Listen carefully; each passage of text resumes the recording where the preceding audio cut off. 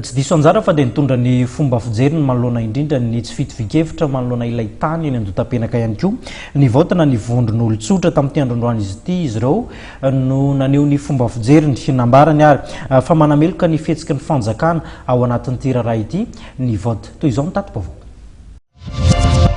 Arina moa nanenjehana sy nanaovana fivoizana be natao tamtamma be tamin'ny resaka tsaramasay tsy resaka ohatra zao rehefa manina le fitondrana amin'izao manao zavatra kareba izy ve zany manao zavatra tsy ara-dalàna dia lazaina fa hoe manao atsojay sy manakana ny tetikasa amin'ny filoham-pirenena ny